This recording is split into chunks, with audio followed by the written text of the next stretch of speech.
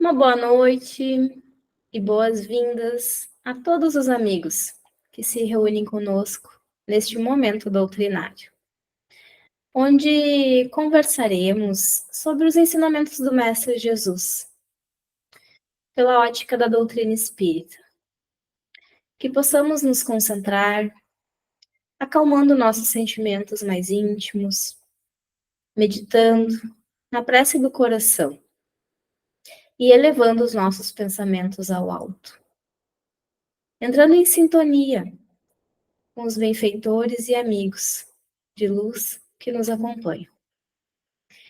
Que possamos nos manter nesta harmonia, com os pensamentos elevados, sobre a luz da superioridade maior, abertos ao recebimento do amparo e do auxílio necessários ao nosso esclarecimento.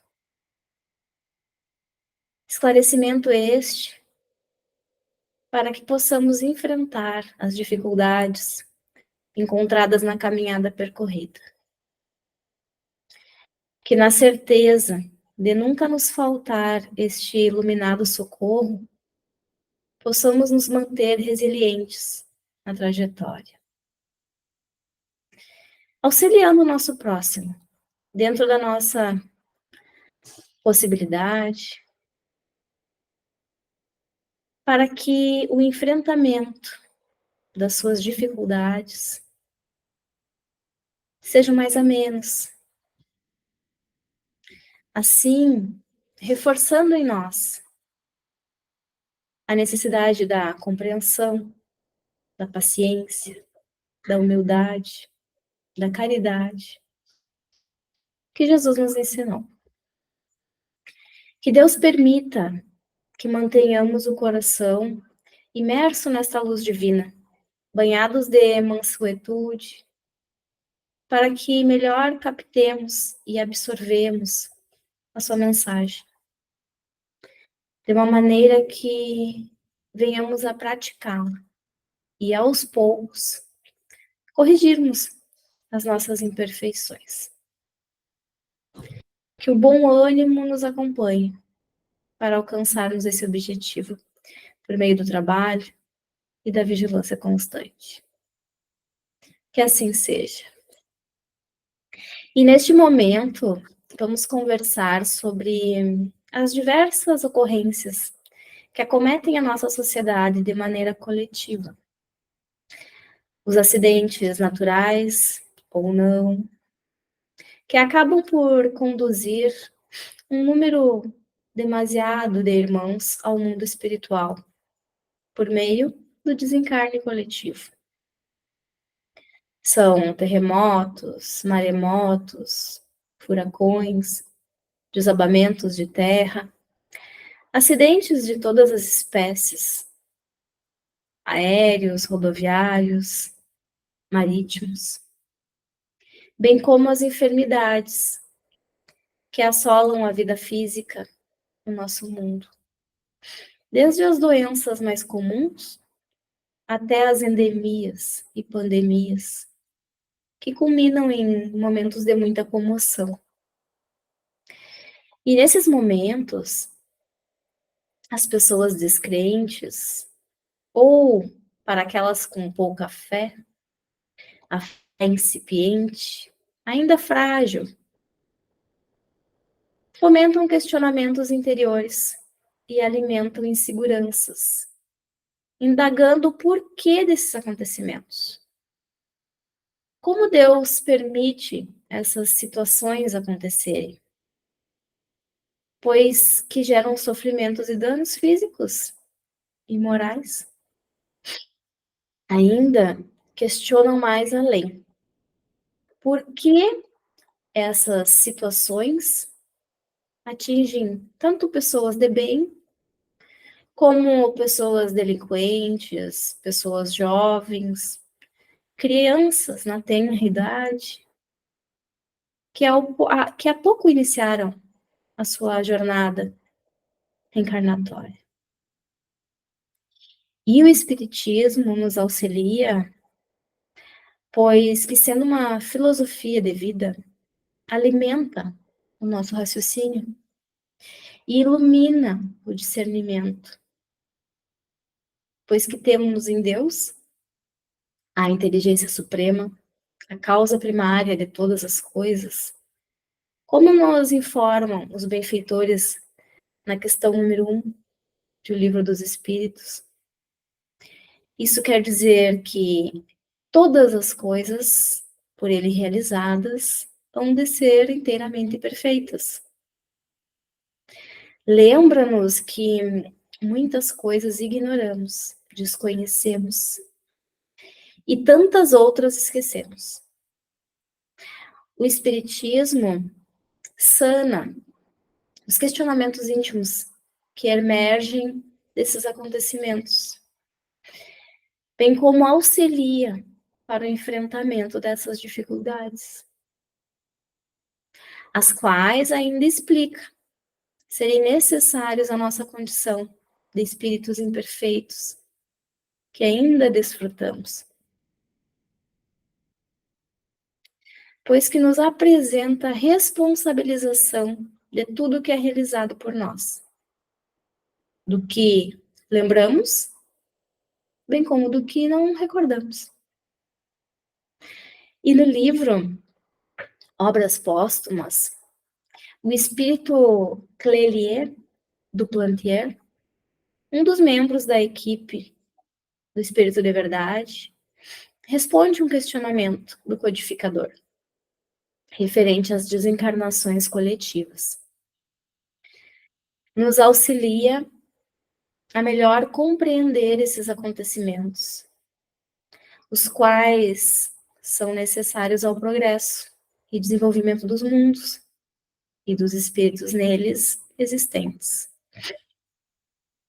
E a benfeitora nos explana que cada indivíduo pode cometer ações contra a consciência cósmica, contra sua própria consciência, em 3 níveis gerais. São eles atos e desatinos cometidos como indivíduo, atos e equívocos cometidos em família e na comunidade, na coletividade, na sociedade. Então, os cometidos como indivíduo, a sós, podemos exemplificar como os vícios que carregamos, como o tabagismo, o alcoolismo, hábitos que vão destruindo o próprio organismo de quem o pratica. E ainda podemos citar as pessoas com más pensamentos, o irritado, o violento, o mentiroso, que realiza esses males sobre si mesmo. Energias que alteram a si, física e moralmente, mesmo que seja direcionado a outros. A criatura sozinha que realiza. Então, se faz natural, sob a lei de causa e efeito, que esses indivíduos retornem em outras ocasiões, as quais repararão as atitudes individuais realizadas no pretérito. Podemos mencionar o tabagista de ontem, retornando hoje portando do distúrbio asmático, de bronquites, cânceres, ou outras tantas mazelas resultantes do vício que consumiu do seu fluido vital, deixando essas marcas, as quais o acompanham até que sejam depuradas. Esse indivíduo, ainda que reencarne numa família que o ame, não deixará de desenvolver as situações necessárias à reparação das suas escolhas, de maneira individual, a cada um de acordo com as suas obras. Somente a reencarnação e a compreensão das leis morais que norteiam nosso processo de redenção espiritual poderão elucidar toda a diversidade de aflições e tormentos que ocorrem atualmente. Deus, soberanamente justo e bom, permite que reencarnemos para que possamos resgatar esses equívocos cometidos anteriormente em caráter individual. Ou seja, ninguém pode fazer nada por ele, pois que quem agiu foi ele. E o resgate é individual. E o segundo nível são os atos e desatinos cometidos no núcleo familiar. E aí nós temos, por exemplo, os filhos que cometem crimes e são acobertados pelos pais. Ou então, que cometem crimes em família, em conjunto. Pai, mãe, filhos, traficam drogas ou praticam roubos, fraudes, a família inteira. E o tempo passa, retornam todos ao mundo dos espíritos, dão-se por conta dos equívocos que cometeram e sentem a necessidade de voltar para resgatar com a sociedade os erros que cometeram no grupo familiar, com o mesmo tronco genético. Observamos famílias inteiras, onde todos possuem uma mesma patologia. São todos cardíacos, hipertensos, todos desenvolvem câncer a uma certa idade, todos têm Parkinson, Alzheimer. O materialismo diz que isso é genético, mas tudo que nos acompanha na reencarnação nos alcança por via genética, pois que se indagarmos a quantidade de famílias que existem sem disposição alguma para problemas de saúde, porque é que eu nasci em uma com essa propensão? Porque Deus me colocou nesse campo genético, porque precisamos, porque merecemos. Somos responsáveis pelos atos e atitudes que cometemos e escolhemos cometer. Então, aqueles equívocos cometidos em conjunto retornam para serem trabalhados e resgatados em conjunto familiar. Também ocorre de famílias que não possuem problemas algum de saúde, mas acabam por não conseguirem melhorar financeiramente. Pais que não conseguem empregos, ou se conseguem, não suprem as necessidades da família. E acaba que os filhos, desde cedo, necessitam ajudar, acabam sendo retirados das escolas. A família reencarna para esse tipo de expiação. E sociedades que pouco ou não se preocupam com questões sociais, vindo reparar com a sociedade o que foi cometido anteriormente. Aqui nos remetemos aos problemas enfrentados na saúde física e na saúde social, os quais são enfrentados no conjunto da família, onde toda a família padece de maneira mais intensa ou menos intensa, de conformidade com as faltas cometidas por cada um. Percebemos então que as coisas que acontecem no nosso mundo não são casuais, não são ao acaso que ocorrem, e sim são causais. E como eu sou responsável pelo que pratico, também o sou pelo seu reparo, podendo, graças a Deus, reparar e sanar os equívocos cometidos. À medida que compreendemos isto, compreendemos que, mesmo que com as dificuldades, podemos alterar a maneira de enfrentá-las e agir de forma positiva, no que pode ser trabalhado, porque o que é necessário cada um enfrentar será enfrentado. Mas a maneira como encaramos hoje repercutirá no meu futuro, pois que hoje estamos enfrentando os resultados do pretérito, do passado. Estudar, mudar hábitos, ir se libertando, tratar da saúde, mudar de contexto, reconhecer as atitudes ainda viciosas. E Raul Teixeira nos dá o exemplo de sua trajetória nesta reencarnação, quando conta que reencarnou numa família de hipertensos, pai e mãe, sendo ele hipotenso, e que sua mãe desencarnou quando ele tinha 4 anos. Seu pai, necessitado de trabalhar, o colocou no internato. Então, experimentou da orfandade de pai e de mãe. Relata que o que era preciso resgatar com eles era a orfandade, não a patologia, pelo mau uso da família, pelo desrespeito à família, pelo desrespeito à mãe em outra oportunidade, mas não a patologia em si. Observamos que acontece a ligação necessária entre as criaturas, de maneira que todos resgatem, dentro das suas necessidades, os equívocos cometidos. Os erros que cometemos como indivíduos, resgatamos como indivíduos. Os erros que cometemos no contexto familiar, resgatamos com o retorno no contexto familiar. Mas há um terceiro ramo de equívocos que cometemos.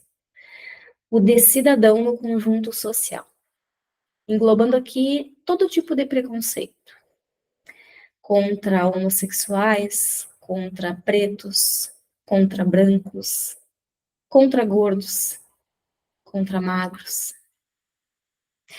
Também podemos citar as investiduras dos cargos públicos, os cargos políticos, que usufruem desses cargos para realizar atitudes prejudiciais aos demais. Então, ocorre que a atração pela energia gerada desses equívocos faz com que, em momentos permitidos por Deus, haja reunião desses irmãos que incorrem no mesmo ato, para que ocorra o seu retorno ao mundo espiritual de maneira conjunta. No mesmo momento, em um navio, em um avião, num incêndio, num desabamento de terra, juntam-se toda uma leva de pessoas com o mesmo tipo de débitos. Isso não quer dizer que tenham realizado a mesma atitude, mas que incorrem no mesmo artigo. Preconceito, furto social, exploração humana, política, dentre tantos outros. Acaba que muitas vezes vamos fingindo que não existe da nossa parte esses atos lesivos à sociedade, que são atos cometidos somente pelos governantes, por exemplo. Temos o exemplo do funcionalismo público, que diminui o seu período trabalhado diariamente, devendo assim tempo trabalhado à sociedade. A cada minuto que chega atrasado, ou mesmo sai antecipadamente dos horários devidos, cria débitos para com a sociedade. Mas não admite ser chamado de ladrão por causa disso. Da mesma forma que roubar um grande aporte de dinheiro é crime, mas eu não devolver o troco que receba mais, não é. Porque era tão pouco e nem se deram por conta do equívoco. Mas eu não aceito ser chamado de ladrão por causa disso. Erros que pouco a pouco, calculados como pequenos ou pouquinhos, vamos praticando diariamente, ao longo da existência. Vai se acumulando uma dívida imensa. E por isso que nos reencontramos na sociedade, reclamando das mesmas coisas. Dos políticos, das enfermidades, das catástrofes naturais ou não. Mas lembremos que foi este o mundo para o qual nos candidatamos. Isso só acontece de acordo com a nossa necessidade. Cada qual dentro da sua individualidade, ou mesmo da coletividade. Então, observemos a dimensão da sabedoria celestial, sendo que nos acontece somente aquilo que é permitido.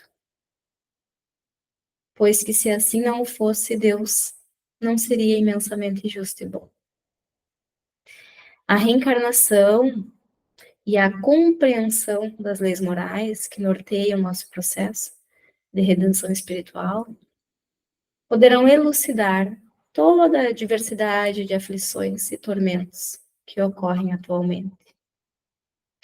E Raul Teixeira fala que o benfeitor Camilo menciona sempre que pelo mundo se encontram injustiças, criaturas injustas, mas nunca injustiçados.